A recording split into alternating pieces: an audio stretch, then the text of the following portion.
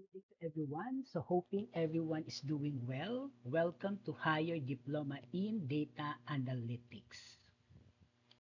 Again, Module 1 covers Introduction to Data Analytics, Basics, Excel, and Descriptive Analytics. So we'll be continuing our discussion on Excel functions and formulas.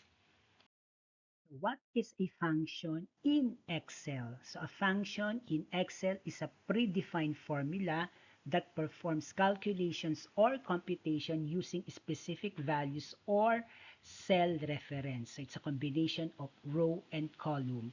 So every time you use a function, you use the equal sign symbol followed by the function name. So example of function name is sum, average, count, if, among others. So we'll be discussing these functions in detail.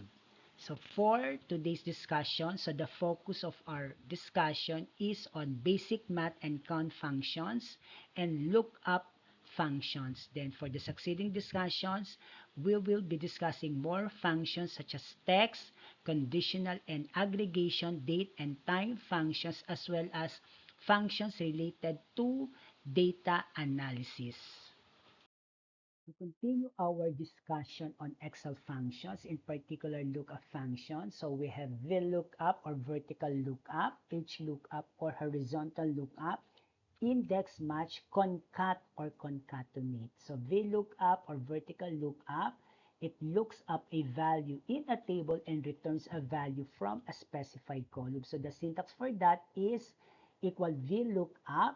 So we have four parameters. So first is the lookup value, then the second one is the array table, then the third parameter is the return column, then the last parameter is either false or 0 or true or 1. So false meaning exact value.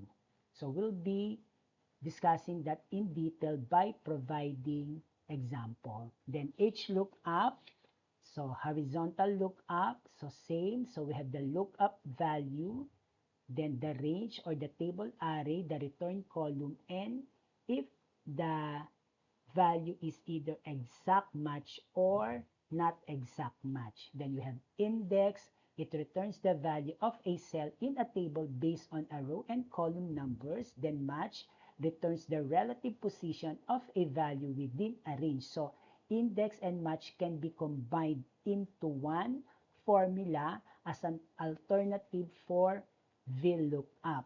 Then if you want to combine multiple text strings into one, such as last name, first name, and middle name, for example, each name, last name, first name, middle name is located in different column, and you want to combine that into one cell, so you can use the function concat or concatenate.